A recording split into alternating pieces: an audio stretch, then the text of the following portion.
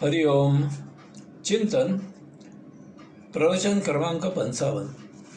जगण्याचे प्रयोजन. शहरामध्ये आलेल्या एखाद्याला विचारले की आपण शहरात कशासाठी आले आहात, तर तो याचे काही ना काहीतरी उत्तर देतो. कामधंदा करायला आलो, पाहुण्यांना भेटायला आलो, शहर बघायला आलो, खरेदी करायला आलो वगैरे असे काहीतरी उत्तर देतो. परंतु मानवाला जर आपण विचारले किंवा आपण स्वतःलाच विचारले की आपण या जगामध्ये का आला, तर याचे दिलेले कोणतेही भौतिक उत्तर तकलादू असेल. किती हुशारीने उत्तर द्यायचा प्रयत्न केला तरी याचे भौतिकामध्ये समर्पक उत्तर देता येणार नाही. या आणि अशाच किंवा या अनुषंगाने विचारलेल्या प्रश्नांचे उत्तर शोधण्यासाठी प्रत्येक मानवाने आपण नेमके कोण आहोत याचे उत्तर शोधायला पाहिजे. स्वतःला याचे उत्तर शोधता आले नाही तर याचे उत्तर शोधण्याचा मार्ग सद्गुरूंच्या मार्गदर्शनाखाली समजून घेतला पाहिजे. हे उत्तर आपण कशासाठी शोधायचे किंवा याचे उत्तर आपल्याला शोधता न आल्यास ते कशासाठी जाणून घ्यायचे.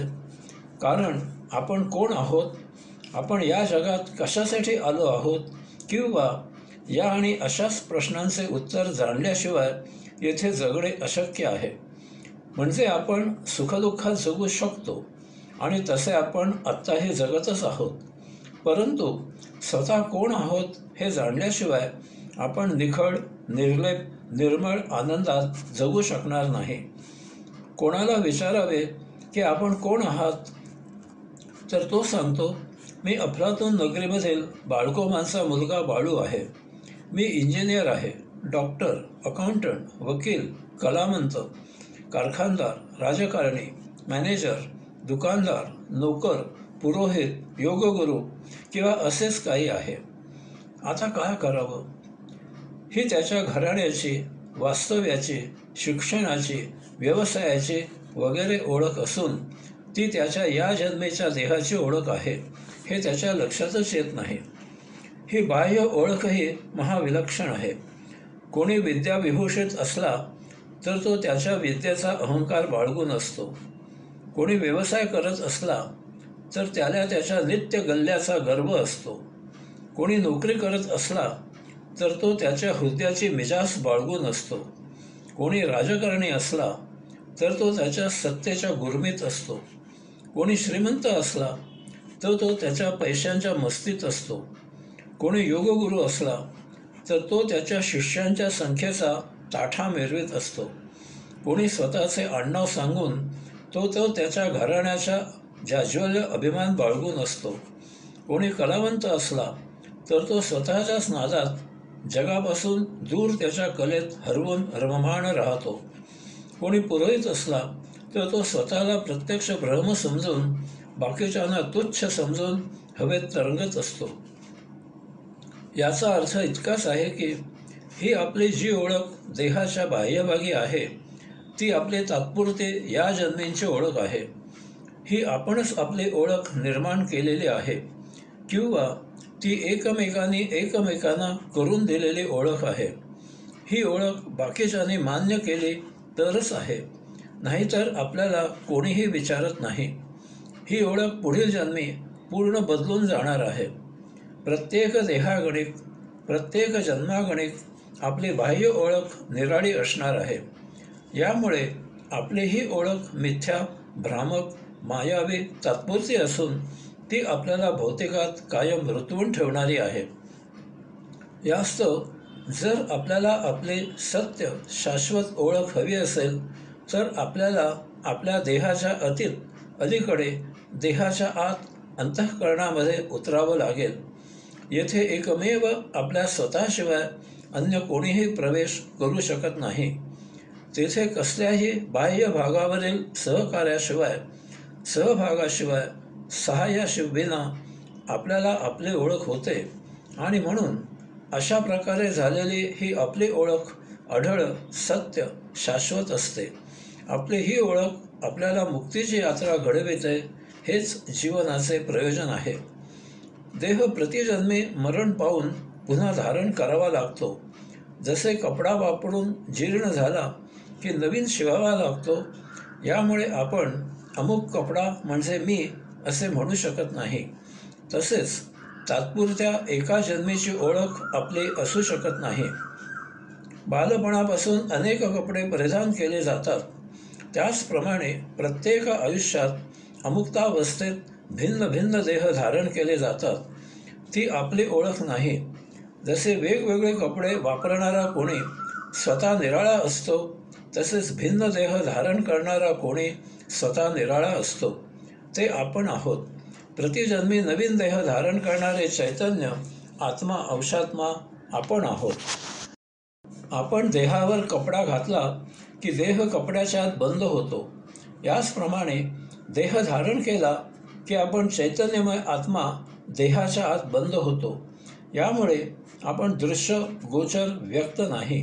कारण देहाप्रमाणे चैतन्यमय आत्मा जड, दृश्य, व्यक्त नाही. तो सूक्ष्मातिसूक्ष्म, निराकार व रूप आहे. अनेक नाटकात काम करताना बाळू अनेक भूमिका वठवत असतो. त्यासाठी तो त्या भूमिकेला साजेसे कपडे घालत असतो.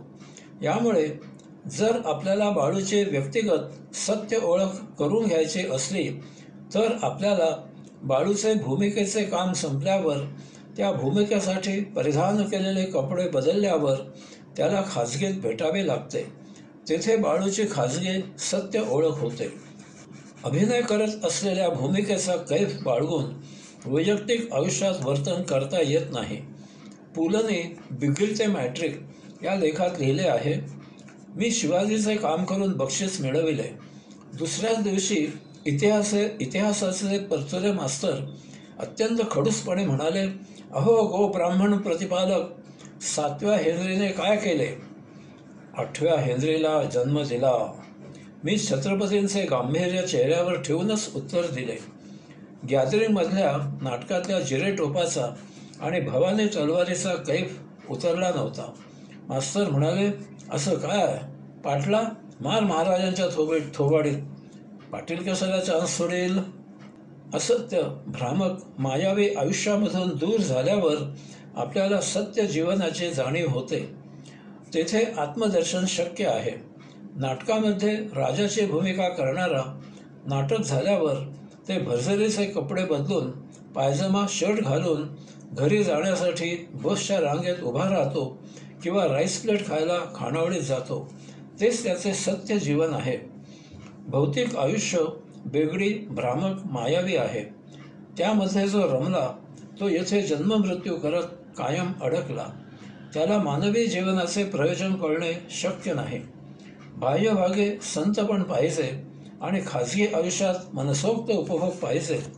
समाजात रामाचा आदर सत्कार पाहिजे आणि खाजगी आयुष्यात रावणाचे उपभोगही पाहिजेत.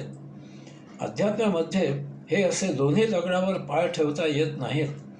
एक तर भौतिक उपभोगमय आयुष्य सुखदुःख असे करत तरी जगावे, किंवा आध्यात्मिक तत्वानुसार सदानंदी जीवन जगावे. अध्यात्म स्वीकारले तर आत्मदर्शन शक्य आहे. स्वची सत्य ओळख शक्य आहे.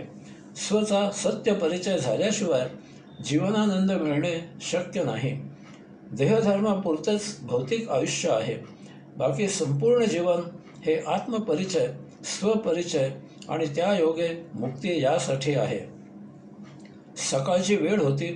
खेडेगावाबाहेरील कठड्यावर उभा राहून बाळू दरीमधील सौंदर्य न्याहाळत होता. दुर्दैवाने त्याचा तोल गेला आणि तो खाली कोसळला. परंतु सुदैवाने एका झाडात अडकला. आजूबाजूला लोक होते. त्यांनी धावाधाम केली. दुपार झाली तरी काही मदत मिळण्याचे चिन्ह दिसेना. बाळूला भूक लागली. खेडेगावी लांब दोरी वगैरे साहित्य मिळायला सायंकाळ झाली. परंतु बाळूच्या नशिबाने ते पेरूचे झाड होते. त्यावर बाळूला 2 पेरू खायला मिळाले. बस, हे इतकेच जीवित राहण्यापुरते भौतिक आयुष्य आहे. हे ज्याने जाणले तोच या भौतिकामधून तरून जाऊ शकतो. त्याला जीवनाचे प्रयोजन उमजते आणि तोच मुक्तीच्या यात्रेत मार्गस्थ होऊ शकतो. परंतु यातही एक अडचण अशी आहे की हे आपल्यालाच उमजून जाणून घ्यावे लागते. एखाद्याने विचारावे की साखरेची गोडी कशी असते, तर त्यासाठी त्याच्या मुखामध्ये चिमूटभर साखर घालणे हाच एकमेव उत्तम मार्ग आहे. याचप्रमाणे अंतःयात्रा ज्याची त्यालाच करावी लागते. रवींद्रनाथ टागोरांचे वडील देवेंद्रनाथ यांना स्वामी विवेकानंदांनी विचारले की आत्मा आहे का? देवेंद्रनाथ म्हणाले, आहे. कशावरून आहे? तर अमुक उपनिषदामध्ये. विवेकानंद म्हणाले, उपनिषदे मलाही माहीत आहेत, मला प्रमाण पाहिजे. हेही लक्षात घ्यावे. प्रमाण आणि अनुभव यामध्ये फरक आहे. अनेक जण प्रमाण म्हणून उपनिषदे, गीता, ज्ञानेश्वरी, गाथा, दासबोध, संत वाङ्मय याचे दाखले देतात. ते आपल्यासाठी अनुभव आहेत, प्रमाण नाहीत. अनेक ऋषींनी उपनिषदांमधून त्यांची अनुभूती सांगितली आहे. ती त्यांच्यासाठी अनुभूती म्हणजे प्रमाण आहे, परंतु इतरांसाठी तो अनुभव आहे, प्रमाण नाही. म्हणून आत्मानुभूती ज्याची त्यालाच प्राप्त व्हावी लागते. यासाठी म्हटले जाते, स्वतः मेल्याशिवाय स्वर्ग प्राप्ती नाही. यास तो जीवनाचे प्रयोजन सद्गुरूकडून समजून घ्यावे आणि प्रत्यक्ष आचरणात आणावे आणि मुक्त व्हावे. हरिओम.